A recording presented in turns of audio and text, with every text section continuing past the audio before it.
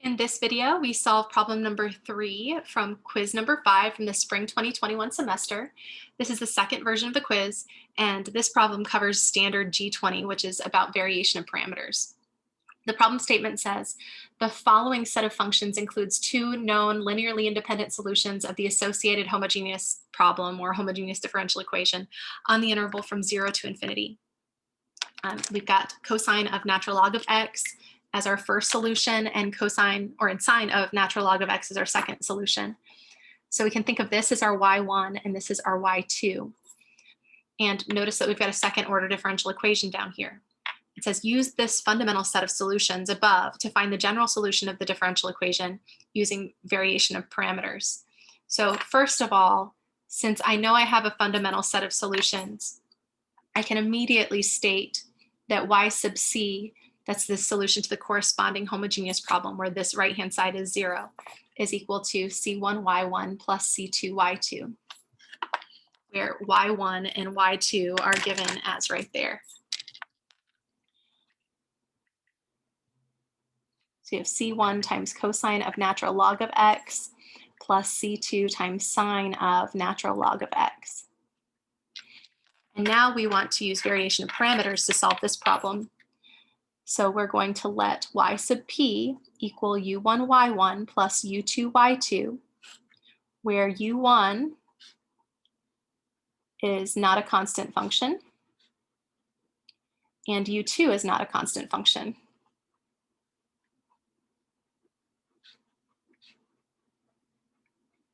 And we're going to find y or u1 and u2.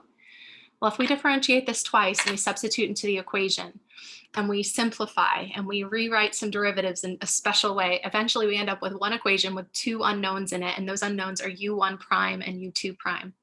If we make an assumption, a specific assumption, it actually turns that one equation with two unknowns into two equations with two unknowns, and we can solve that system of two equations and two unknowns using Cramer's rule. After using Cramer's rule, we end up with these formulas for u1 prime and u2 prime. Because it takes so long to go through that derivation, we're going to skip a few steps, and we're just going to go right into the form of u1 prime and u2 prime that comes from doing all of that every time.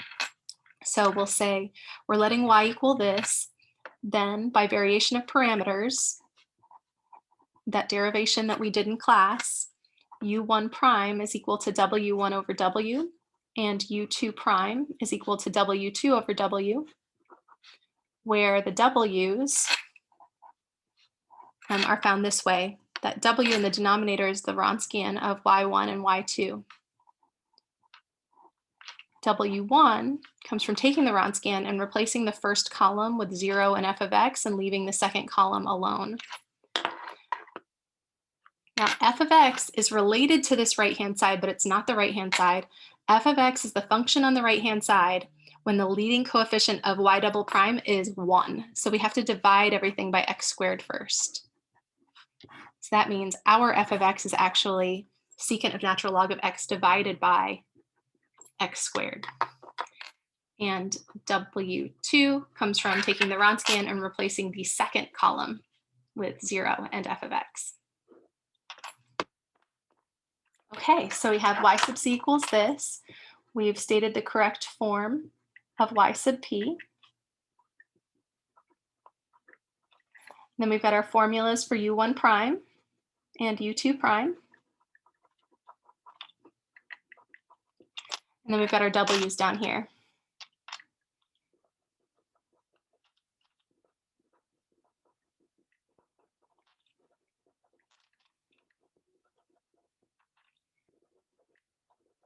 Okay, so now we want to compute the w's. Once we compute the w's, we'll substitute them into those equations. We'll get u1 prime and u2 prime, take the antiderivative to get u1 and u2. Once you have those, multiply them by y1 and y2 and add them together to get y sub p. So that's the plan. Let's compute w first. So in the top row, we have cosine of natural log of x and sine of natural log of x. The derivative of cosine of a function is -1 times the sine of that function times the derivative of the inside by the chain rule. Well, the derivative of natural log of x is 1 over x. Similarly, when I take the derivative of sine of natural log of x, I have to use the chain rule again. Derivative of the outside function is cosine. So the derivative of sine of something is cosine of that something. And then we multiply by the derivative of the inside, which is 1 over x. And then we evaluate this. Remember, when you're evaluating a 2 by 2, you multiply across this diagonal and you multiply across that diagonal and subtract. This times this is going to give me 1 over x. Cosine times cosine is cosine squared of natural log of x in this case. And then we're subtracting a negative, so that means we're going to add 1 over x times sine squared of natural log of x. Now, when I look at this and this, I see that they have a 1 over x in common, so I can factor that out. And I'm left with cosine squared of natural log of x for the first expression, and then sine squared of the natural log of x for my second expression. Since what's inside is the same, sine squared plus cosine squared is 1. So the Wronskian turns out to just be 1 over x, which is nice. All right, so that's our W. Now we want to compute W1,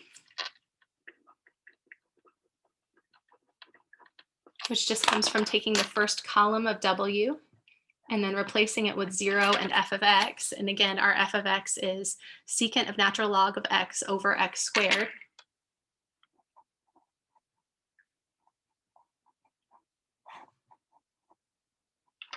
And the second column stays exactly the same.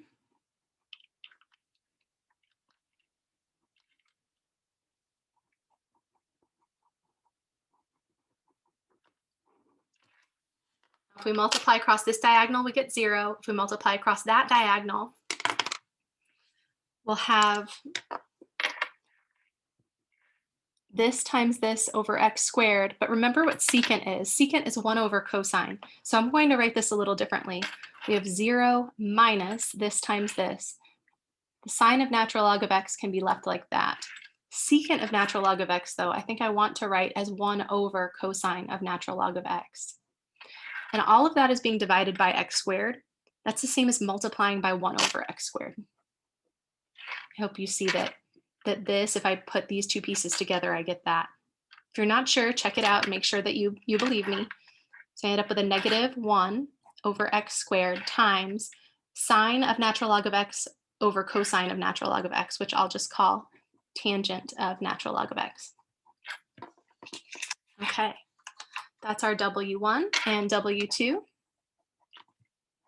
It's going to look very similar to the original Wronskian, but you leave the first column alone, and then you replace the second column with 0 and secant of natural log of x over x squared.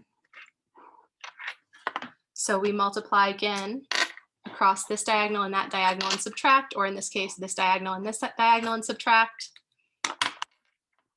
We end up with cosine of natural log of x times secant of natural log of x, which is the same as 1 over cosine of natural log of x, which is nice. That's convenient.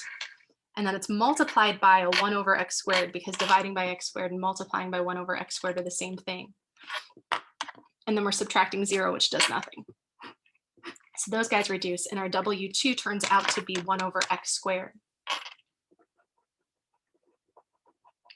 All right, so we've got W, we've got W1, and we've got W2. Now we can put those pieces together to find U1 prime and U2 prime, and then we'll anti-differentiate to get our U1 and our U2. Easy breezy.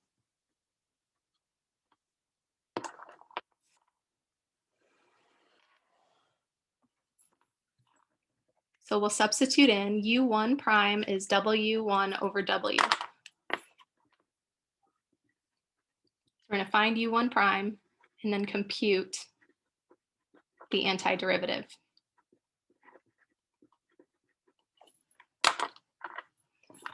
So this was 1 over x times tangent of natural log of x, if I remember correctly. Negative 1 over x squared times that. And the Wronskian was 1 over x.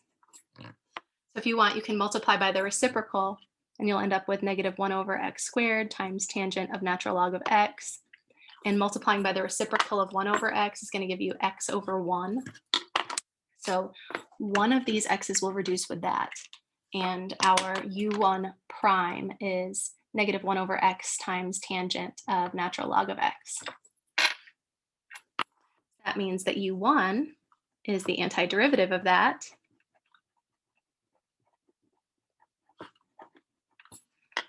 And if I let u equal natural log of x, well then du is 1 over x dx. And so I can rewrite this as a negative 1 times 1 over x dx, which is du. These two pieces come together to give me a du. And that's tangent of u. Now remember, tangent is sine over cosine. So if you wanted, you could rewrite it as sine over cosine and do another substitution where oops, I don't know why my document camera has been acting up today, where the denominator is our w, our next variable for the substitution. So you could do that if you wanted to. If you don't remember the rule for tangent of u, you could always just do that substitution. Actually, let's do that just for those people that don't remember. This is going to be sine of u over cosine of u du. Now, if you remember the rule, you can just go ahead and apply it. But here I would let w be that denominator. And then dw is the derivative of cosine of u, which is negative sine of u times du. So this ends up being 1 over w, and negative sine of u du is dw. So that is natural log of the absolute value of w plus c1. We're going to choose that c1 to be 0.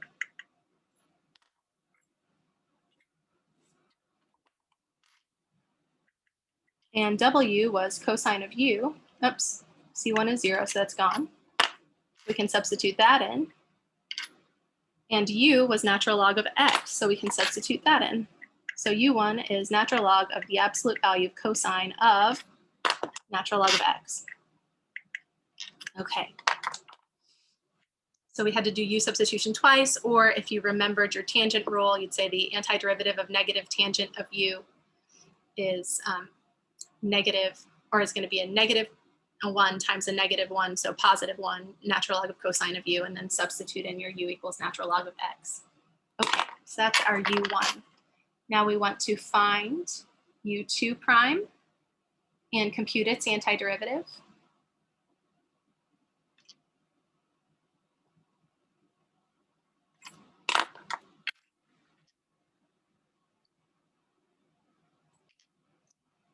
A w2, I think, was just 1 over x squared, wasn't it? That's nice. So I'm just taking 1 over x squared and I'm dividing by 1 over x. So if we multiply by the reciprocal, take this guy and flip it, the x's reduce, and you just end up with u1 prime equals 1 over x. So that means u2 prime equals 1 over x. So u2 is the antiderivative of 1 over x, which is natural log of the absolute value of x plus a constant. And we don't want a constant times y2 as part of our y sub p, so we'll choose the constant to be 0. So u2 is just natural log of the absolute value of x. Now that we have our u1 and our u2, we can substitute into the form of y sub p. We're going to substitute u1 and u2, which we found, and y1 and y2, which were given to us, into the form of y sub p. And typically we would simplify, but I don't think we're going to be able to simplify this time. So y sub p is u1 y1 plus u2 y2, and u1 is this natural log of the absolute value of cosine of natural log of x, and y1 was cosine of natural log of x. So I'm just going to write the cosine of natural log of x out front, just because it makes it perhaps a little cleaner to have this as a coefficient of that as opposed to having it on the other end. If you have it on the other end, it's not clear if you're taking the product first and then taking the log or what. So this is intended to be a little clearer. So that's u1, y1, or y1, u1, plus u2, which is natural log of x, times y2, which was sine of natural log of x. And actually, in this case, I think it makes more sense to reduce ambiguity to put the natural log of x out front. So y sub p is cosine of natural log of x times natural log of the absolute value of cosine of natural log of x plus natural log of x times sine of natural log of x. And then our general solution is y equals y sub c plus y sub p. So we have this, and y sub c was c1 cosine of natural log of x plus c2 sine of natural log of x. And y sub p was this expression that we just wrote down, so you can write it down again. Now it's a little tricky. I'm not going to worry about the interval of existence this time